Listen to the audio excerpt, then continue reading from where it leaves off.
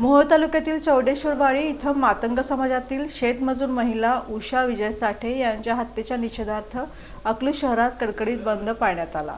7 जुलै रोजी चौंडेश्वरवाडी येथे मातंग समाजातील शेतमजूर महिला उषा विजय साठे यांची गोळी झाडून हत्या करण्यात आली होती। या घटनेचा निषेध करत आरोपी सचिन देशमुख याला कठोर शिक्षा व्हावी तसेच या प्रकरणातील इतर संबंधितांनाही सह आरोपी करण्यात यावे या मागण्यांसाठी योद्धा प्रतिष्ठानच्या वतीने अकलूज बंदची हाक देण्यात आली होती। या बंदला शहरातील व्यापाऱ्यांनी मोठा प्रतिसाद दिला।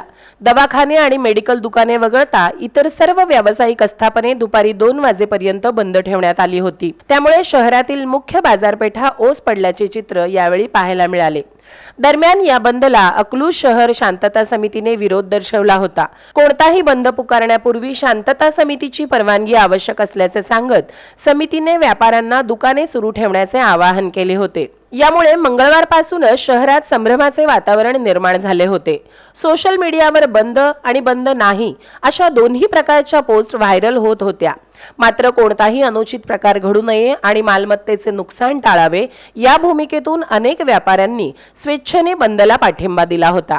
दुपारी 12:30 वाजण्याच्या सुमारास सकल बहुजन समाजाच्या वतीने अकलूजमधील प्रांत कार्यालयावर भव्य मोर्चा काढण्यात आला। मोर्चानंतर प्रांताधिकाऱ्यांना निवेदन देऊन आरोपींवर कठोर कारवाई तसेच या प्रकरणातील इतर संबंधितांनाही सह आरोपी करण्याची मागणी करण्यात आली। या मोर्चामध्ये शेखर खिलारे, विकास धाईंजे, सज्जन लोखंडे, दादा नामदास, अरुण खंडागळे, बापू देवकुळे, महेश शिंदे, अभिजित गायकवाड, कुमार लोंढे, किशोर लोखंडे, युवराज पवार, ॲडव्होकेट शिवराज पोटफोडे, ॲडव्होकेट शैलेश पोटफोडे यांच्यासह मोठ्या संख्येने समाज बांधव सहभागी झाले होते।